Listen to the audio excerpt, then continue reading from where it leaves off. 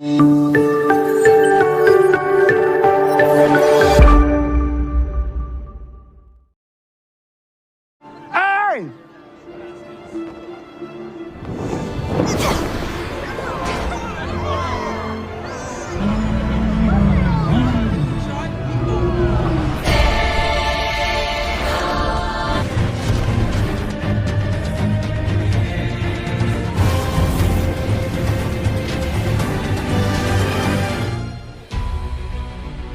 Halo guys, selamat datang di channel Males Banget Nonton Official.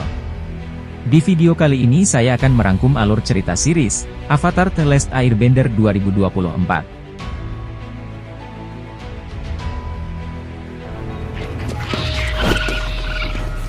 Kisah diawali dengan memperlihatkan seorang pengendali tanah yang sedang dikejar oleh prajurit negara api setelah berhasil mencuri sebuah gulungan yang berisi tentang rencana penyerangan negara api. Di mana kemudian dia mengorbankan dirinya sendiri untuk memberikan gulungan tersebut pada kerajaan bumi. Sialnya ternyata gulungan tersebut memang sengaja dibocorkan oleh Raja Api Ozai. Raja Api Ozai adalah pemimpin negara api pada masa itu. Karena bukan hanya kerajaan bumi, negara api berniat untuk menguasai semua 3 wilayah lain. Sedikit sejarah mengenai Avatar, di mana di sini dunia terbagi menjadi 4 wilayah, dengan masing-masing kemampuan para penduduknya yaitu pengendali tanah, air, api dan angin. Di mana kedamaian antara 4 wilayah tersebut dijaga oleh seorang Avatar. Yaitu satu orang yang overpower. Karena bisa menguasai 4 elemen sekaligus. Lalu ketika seorang avatar meninggal rohnya akan terlahir kembali dalam siklus reinkarnasi. Dan semenjak kematian avatar terakhir, avatar yang baru yang diramalkan akan terlahir dari suku pengendali udara, tidak juga muncul. Sehingga Raja Api Ozai berniat memanfaatkan ketidaksiapan avatar tersebut. Dengan menyerang seluruh kuil pengendali udara. Di sisi lain kisah akan berfokus kepada seorang bocah pengendali udara muda. Yang paling berbakat dalam sejarah, bernama Aang. Di mana dia adalah penerus avatar selanjutnya. Walaupun dia belum diberitahu karena masih belum cukup dewasa. Namun setelah para dewan mendengar urgensi dan rumor kalau negara api akan menyerang. Gurunya pun akhirnya menjelaskan hal itu kepada Aang. Aang yang mendengar berita tersebut kaget, semua beban dan tanggung jawab yang akan diterimanya, seorang bocah 12 tahun yang seharusnya menikmati bebas bermain layaknya anak-anak pada umumnya. Dia pun justru berniat untuk melarikan diri dari kewajiban itu. Bersama banteng terbangnya yang bernama Apa. Namun di tengah perjalanannya, dia justru mendapat masalah ketika dia terkena badai ombak. Di mana kekuatan avatarnya secara refleks melindunginya dengan membekukan tubuhnya sendiri bersama dengan Apa. Kembali ke kuil pengendali udara. Di malam yang sama pasukan negara api ternyata telah sampai di sana, atas perintah Raja Api Ozai. Yang awalnya kekuatan mereka seharusnya setara, memanfaatkan apa yang di sini disebut malam festival komet. Di mana kemampuan negara api akan diperkuat. Mereka langsung meluluh lantahkan tempat tersebut tanpa menyisakan satu orang pun.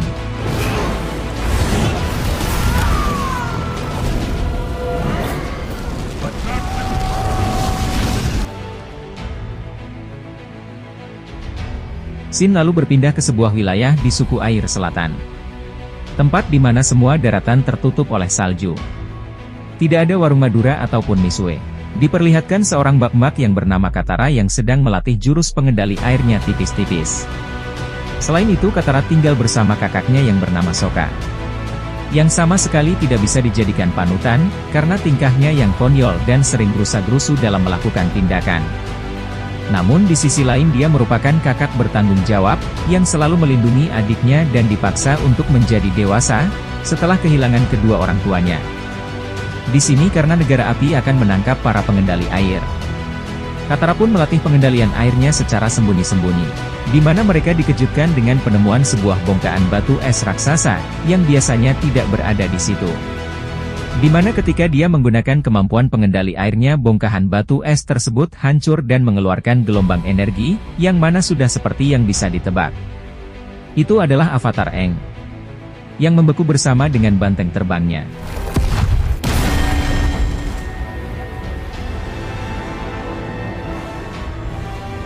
Di waktu yang bersamaan seorang pangeran dari negara api yang bernama Zuko, yang juga melihat hal itu pun kemudian mengklaim kalau cahaya tersebut merupakan tanda munculnya seorang avatar. Namun di sini pamannya yang bernama Paman Iroh. Seorang kakek-kakek mantan jenderal yang santai dan terlihat kekanak-kanakan. Tapi justru orang seperti inilah yang merasakan asam garam kehidupan dan berpura-pura konyol untuk menyembunyikan kesedihannya. Dia menganggap bahwa cahaya itu hanyalah lampu tembak yang biasa ada di pasar malam. Tapi karena Pangeran Zuko telah diasingkan oleh ayahnya dan hanya akan diizinkan kembali sampai dia berhasil menangkap avatar. Dia pun tidak mempedulikan perkataan beliau barusan. Karena hanya dengan cara itulah dia bisa mengembalikan kehormatannya sebagai putra mahkota negara api. Sementara itu Katara memutuskan untuk membawa Aang pulang ke desanya. Dan sesampainya di sana, neneknya adalah satu-satunya orang yang mengenali kalau Aang merupakan pengendali udara.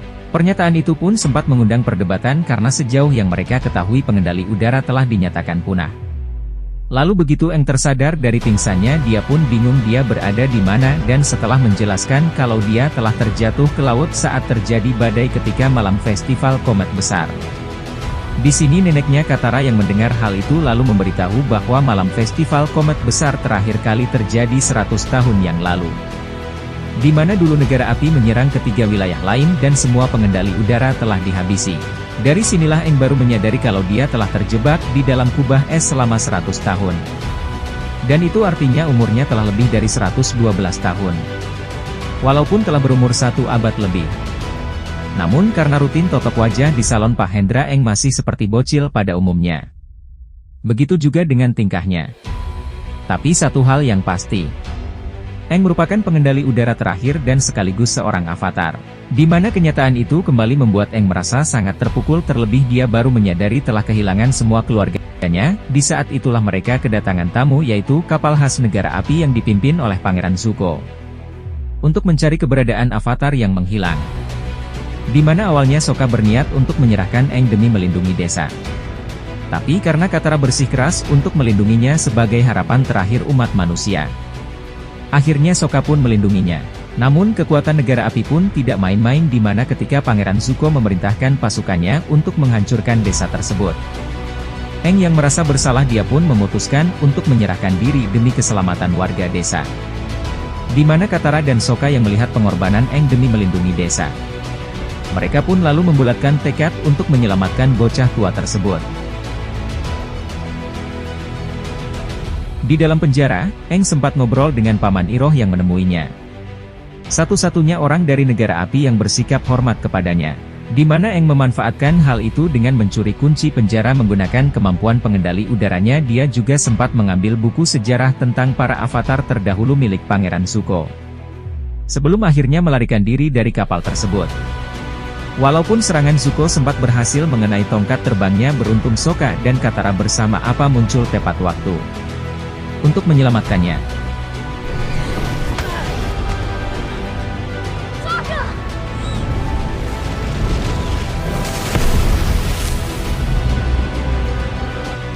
Setelah berhasil kabur karena mereka tidak bisa kembali ke desa. Katara setelah apa yang terjadi tujuan mereka selanjutnya adalah tempat yang berasal. Di mana sesampainya di sana. Walaupun sudah diberitahu sebelumnya dia tetap tidak siap melihat tempat tersebut telah benar-benar hancur dan yang lebih membuatnya sedih adalah ketika melihat jasad gurunya yaitu Gyatso. Setelah mengetahui kalau rumahnya telah hancur bersama dengan seluruh suku pengendali udara akibat serangan negara api 100 tahun yang lalu.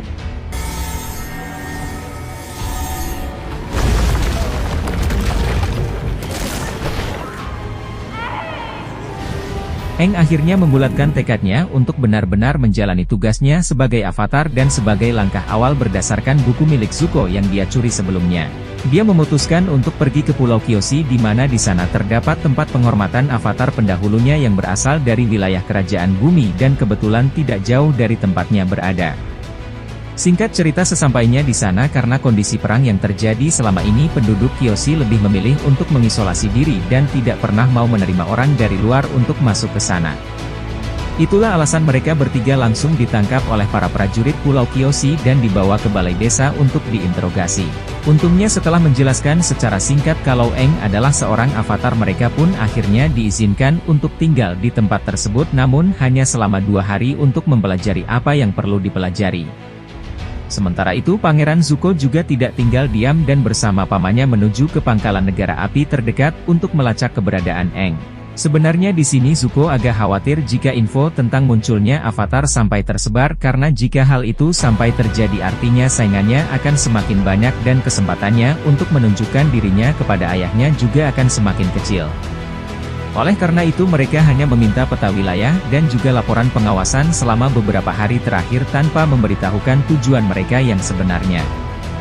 Namun kegiatan mereka ternyata mengundang kecurigaan salah satu komandan yang bertugas di tempat tersebut yang bernama Komandan Zhao. Hingga dia akhirnya mendapatkan bocoran dari salah satu prajurit Pangeran Zuko bahwa mereka sebenarnya sedang melacak keberadaan avatar. Tanpa buang waktu Komandan Zhao pun kemudian memutuskan untuk mendahului Pangeran Zuko dan pergi ke Pulau Kyoshi setelah sebelumnya dia mendapat info kalau ada seseorang melihat sapi terbang di dekat wilayah tersebut.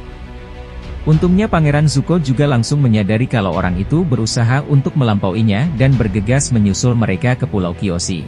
Sementara itu Katara dan Aang juga akhirnya mendapat petunjuk dari buku yang menjelaskan kalau Spirit of Avatar telah berada di dalam tubuh avatar itu sendiri, yang mana artinya semua informasi yang Aang butuhkan juga sudah berada di dalam dirinya dan dia hanya perlu mencari cara untuk terhubung dengan para leluhurnya itu. So tanpa membuang banyak waktu mereka pun bergegas pergi menuju kuil avatar Kyoshi untuk mencoba berkomunikasi dengan leluhurnya. Di sisi lain pasukan negara api yang dipimpin oleh Komandan Zhao diperlihatkan telah mencapai wilayah Pulau Kyoshi dan langsung menyerang desa untuk mencari Aang, sementara pasukan Zuko dan armadanya juga sedang berusaha menyusul mereka, namun Paman Iroh justru melihat jalan lain dan menyarankan Zuko untuk langsung pergi ke kuil Kyoshi yang ada di pinggir pantai. Karena menurutnya Aang pasti ada di sana jika dia memang sedang mencari tahu tentang jati diri avatarnya. Katara yang melihat hal itu pun kemudian berusaha untuk menghentikan Pangeran Zuko dan anak buahnya di tengah hutan, namun karena kekuatan pengendalian airnya belum sempurna dia pun dapat dengan mudah dikalahkan oleh Zuko. Di saat yang bersamaan Aang yang telah memasuki dunia roh pun akhirnya bisa berkomunikasi dengan avatar Kyoshi, di mana Aang justru dimarahi habis-habisan karena dia menghilang selama ini sehingga menyebabkan seluruh suku pengendali udara punah dan negara api mulai berkuasa. Intinya dia menjelaskan secara singkat tentang tugas dan tanggung jawab seorang avatar, di mana Aang dituntut untuk menjadi seorang pelindung sekaligus orang yang menyeimbangkan dunia, dan untuk itu dia harus menjadi kuat dan tidak boleh segan terhadap musuh-musuhnya. Tanpa banyak basa-basi lagi avatar Kyoshi pun langsung memberikan contoh kepada Aang dengan mengambil alih sementara tubuhnya untuk melawan pasukan negara api yang sudah mulai memasuki desanya. Sekaligus memperlihatkan bagaimana seharusnya seorang avatar memanfaatkan kekuatannya yang dengan mudah mengalahkan puluhan pasukan negara api yang menyerang desa tersebut hanya dalam waktu singkat. Impossible.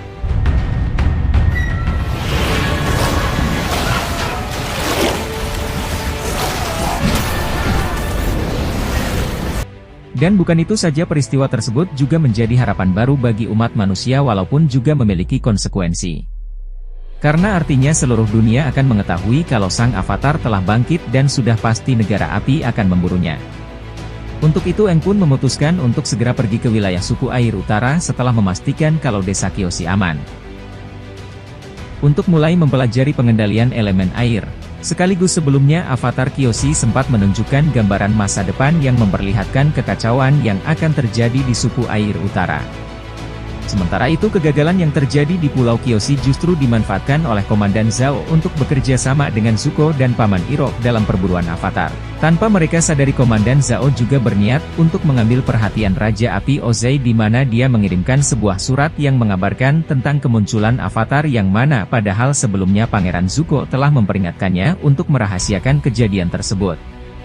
Avatar disinilah diperlihatkan kemampuan Raja Api Ozai, ayah dari Pangeran Zuko, di mana diperlihatkan saat para penduduk wilayah Basingsei, ibu kota kerajaan pengendali tanah, berniat untuk menyelinap dan menghabisi Raja Api Ozai untuk menghentikan peperangan.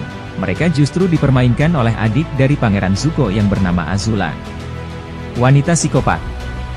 Tapi dia memiliki keahlian khusus di luar level pengendali api lain, yaitu mempunyai api biru.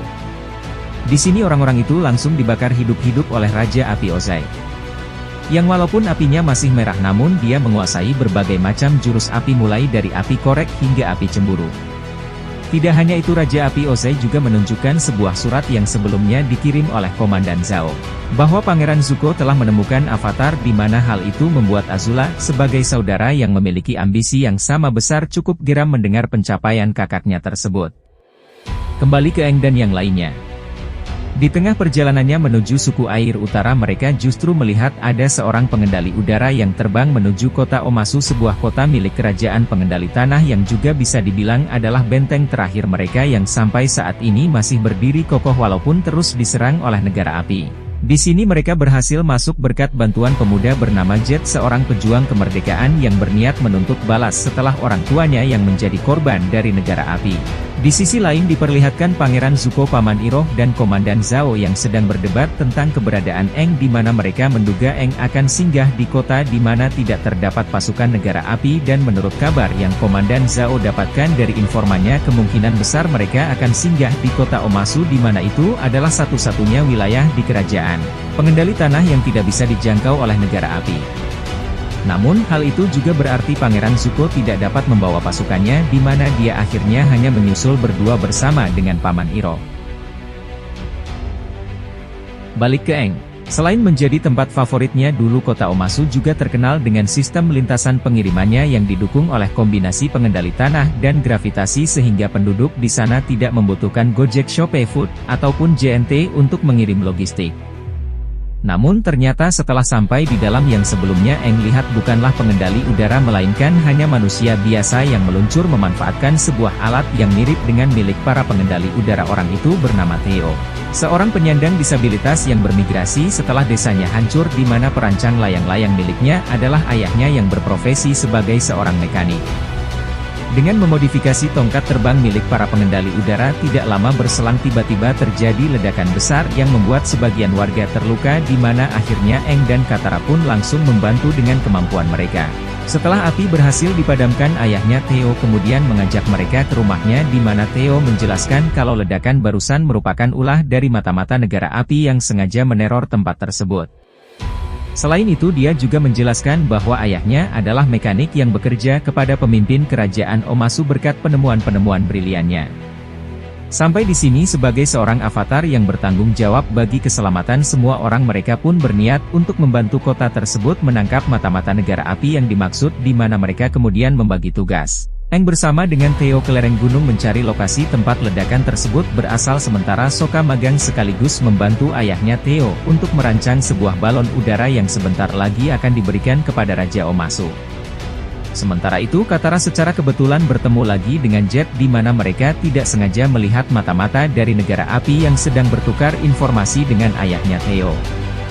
Dari sinilah Katara baru mengetahui kalau ayahnya Theo ternyata adalah bagian dari mata-mata negara api, di mana Jet kemudian mengambil tindakan untuk menghabisi mata-mata negara api tersebut, dan ternyata bukan Jet saja namun dia bersama banyak anak-anak lain korban dari peperangan melawan negara api yang tergabung dalam kelompok mereka yang mereka sebut dengan Freedom Fighters. Kembali ke Aang dan Theo, begitu sampai di TKP alih-alih menemukan mata-mata negara api, di sini mereka melihat jubah dan barang-barang milik Jet yang artinya di balik teror ledakan tadi siang bukanlah ulah negara api melainkan kawanan Jet sendiri, di mana hal itu diperkuat ketika Aang menemukan bahan peledak yang dibuat dari boraks dan campuran air garam yang mampu menciptakan bom jelly yang cukup kuat untuk meledakkan sebuah bangunan. Sesampainya kembali ke rumah Theo, tentu saja Katara yang sebelumnya telah menyingkirkan beberapa mata-mata negara api bersama dengan Jet langsung menyangkalnya dan berkata kalau pengkhianat sebenarnya adalah ayahnya Theo, karena dia melihat dengan mata kepalanya sendiri ketika ayahnya Theo sedang bertransaksi dengan mata-mata negara api. Untuk itu Katara berniat untuk kembali menemui Jet, dan faktanya otak di balik teror ledakan tersebut ternyata memang kawanan Jet sendiri yang merasa sang raja sudah terlalu tua tidak becus dalam mengatur kota, membiarkan korupsi meralela dan tidak mau ikut campur lagi dalam urusan peperangan dengan negara api. Di mana mereka berniat menghabisi Raja Bumi dengan cara menukar rancangan penemuan ayahnya Theo yang akan segera diberikan kepada sang raja dengan bom jelly dan akan meledakkannya ketika beliau sudah cukup dekat dengan Raja Bumi. Menilai kalau gerakan mereka sudah terlalu ekstrim, Katara pun langsung bergegas mengajak Aang dan Sokka untuk segera menghentikan ayahnya Theo sebelum kawanan Jet berhasil meledakkan bom tersebut. Sialnya mereka tiba-tiba dihadang oleh Pangeran Zuko dan Paman Iroh, di mana Aang memutuskan untuk melawan Pangeran Zuko sementara Katara dan Sokka melanjutkan misinya untuk mencegah ayahnya Theo menemui sang raja. Get to the palace and stop Sai. This is my fight. Karena udah mepet, mereka pun memanfaatkan sistem lintasan pengiriman pengendali tanah agar bisa langsung melesat ke puncak istana dengan cepat, dan begitu sampai di sana Katara kemudian menggunakan pengendalian airnya untuk menghindari ledakan bom jelly yang dimaksud. Di sisi lain, karena terlalu dipenuhi dengan ambisi, Pangeran Zuko melupakan sesuatu di mana sekarang mereka sedang berada di kawasan musuh negara api, sehingga begitu dia mengeluarkan jurus apinya dalam pertarungannya melawan Aang, pasukan pengendali tanah langsung muncul dan berniat menangkap mereka, yang membuat Paman Iroh justru mengorbankan dirinya untuk membuat kerusuhan agar Pangeran Zuko bisa menyelamatkan diri. Sementara Aang juga ditangkap oleh pihak kerajaan Omasu karena terlibat dalam kekacauan tersebut. Singkat cerita, di dalam penjara Aang justru kembali bertemu dengan Paman Iroh karena ditempatkan di penjara yang sama, di mana Paman Iroh lalu menceritakan tentang Pangeran Zuko yang sebenarnya enggak jahat-jahat amat, dan dia hanya ingin membuktikan diri kepada ayahnya setelah diusir dari kerajaan. Ayahnya memberikan tugas yang cukup mustahil, yaitu menemukan Avatar dan membawanya kembali ke negara api, dan itulah alasan mengapa Pangeran Zuko sangat berambisi untuk menangkap Aang. Tidak hanya itu, Paman Iroh juga menceritakan tentang bagaimana Pangeran Zuko dalam tanda kutip menyelamatkan hidupnya sehingga membuatnya memutuskan untuk menemaninya menjalani hukuman. Jadi dulu Paman Iroh adalah seorang jenderal perang negara api terkenal dengan julukan Naga dari Barat. Sampai semua itu berubah ketika anak satu-satunya gugur dalam peperangan sehingga membuat dirinya kehilangan tujuan hidup dan bahkan dianggap sebagai seorang pengecut oleh keluarga besarnya sendiri. Karena memutuskan untuk mundur dari perang. Lalu kata-kata dari Pangeran Zuko lah yang kemudian menyadarkannya dan bahkan membuatnya jadi orang yang sangat berbeda 180 derajat. Di mana dia memilih untuk meninggalkan jalan kekerasan dan memutuskan untuk menjadi pembimbing bagi Pangeran Zuko. Tidak berselang lama setelah percakapan tersebut mereka pun dipisah. Di mana Paman Iroh akan dibawa ke kamp kerja paksa. Sementara yang diminta untuk pergi menemui sang raja. Disinilah Paman Iroh dibawa oleh para pasukan pengendali tanah korban dari keganasan perang yang dibawa oleh Paman Iroh dulu yang menyimpan semua kemarahan terhadap negara api. Di mana hal itu pun membuat Paman Iroh yang sekarang sangat memahami bahwa perang tersebut tidak akan baik untuk siapapun. Di sisi lain, Pangeran Zuko yang sebelumnya berhasil menyelinap keluar dari kota Omasu ternyata diperlihatkan kembali untuk menyelamatkan sang paman dan berhasil menyusup ke dalam penjara dengan menyamar sebagai salah satu prajurit. Di sana sayangnya saat itu Paman Iroh baru saja dibawa pergi sehingga Zuko mau enggak mau harus bergegas mengejarnya sebelum beliau dimasukkan ke dalam kamp kerja paksa. Sementara itu Sokka dan Katara juga diperlihatkan sedang mencari cara untuk menyelamatkan Aang, dan menurut informasi dari ayahnya Theo satu-satunya cara adalah sebuah terowongan rahasia yang dibangun oleh leluhur mereka yang menuju langsung ke dalam istana kerajaan Omasu, walaupun jalur itu sudah lama sekali tidak digunakan karena beredar rumor kalau ada roh jahat yang menjaganya, namun Sokka dan Katara tidak punya pilihan lain. Sehingga mereka memutuskan untuk tetap berangkat melalui jalur tersebut. Dan benar saja di dalam terowongan tersebut mereka justru terjebak dalam goa labirin yang ternyata terus bergerak dan bertemu dengan tikus tanah raksasa yang alih-alih memangsa mereka. Tikus tanah tersebut justru menunjukkan jalan menuju istana kerajaan Omasu. Kembali ke Aang. Di mana diperlihatkan kalau dia akhirnya bertemu dengan Raja Bumi. Enggak pakai lama. Namanya memang Bumi, pemimpin kerajaan pengendali tanah yang ternyata adalah teman lama Aang yang seharusnya seumuran dengannya dan berhasil hidup sampai dengan saat ini, namun karena trauma ditambah lagi dengan kondisi perang yang tidak kunjung selesai, mentalnya jadi agak terganggu dan sedikit menyimpan dendam kepada Aang yang merupakan avatar dengan alasan kurang lebih sama seperti Avatar Kyoshi. Sebelumnya kondisi itu jugalah yang membuatnya kemudian memutuskan untuk full menutup wilayah Omasu dan tidak mau ikut campur lagi dalam urusan peperangan dengan negara api, bahkan alih-alih berbahagia setelah bertemu dengan teman lamanya Raja Bumi justru menantang Aang dalam duel 1 lawan 1.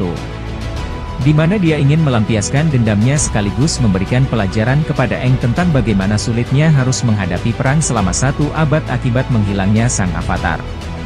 Yang seharusnya menjadi penyeimbang keempat wilayah. Intinya dia ingin Aang merasakan apa yang sudah dia alami selama Aang menghilang, di mana Aang yang sama sekali tidak berniat untuk melawan Raja Bumi dipaksa harus meladeninya hanya dengan melakukan pertahanan selama pertarungan. Bahkan di serangan Raja Bumi yang terakhir, Aang dipaksa untuk memilih salah satu di antara mereka untuk diselamatkan demi menunjukkan penderitaan perang yang selama ini tidak dialami olehnya. Sampai akhirnya Sokka dan Katara muncul di sana yang membuat Bumi sadar kalau Avatar akan mempunyai caranya sendiri dengan mengandalkan teman-temannya. Imbasnya Raja Bumi yang selama ini hanya bersembunyi dan menutup rapat wilayahnya dari dunia luar akhirnya memutuskan untuk kembali turun ke medan perang dalam menghadapi pasukan negara api. Tidak hanya itu, beliau juga akhirnya mendukung Aang untuk melanjutkan kewajibannya sebagai seorang Avatar dan memintanya untuk segera melanjutkan perjalanannya menuju ke suku air utara. Di sisi lain, Pangeran Zuko sendiri akhirnya berhasil menyusul rombongan prajurit pengendali tanah yang membawa pamannya, di mana diperlihatkan dia dapat dengan mudah mengalahkan beberapa prajurit tersebut. Tidak hanya itu, di sini juga diperlihatkan sifat asli mereka berdua yang sebenarnya masih punya hati nurani karena mereka memilih untuk tidak menghabisi para prajurit tersebut bahkan saat salah satu di antaranya menyerang Paman Iroh dari belakang. Lalu dengan kondisi Paman Iroh yang sedang terluka, Pangeran Zuko akhirnya lebih memilih untuk kembali ke kapal agar bisa segera mengobati pamannya.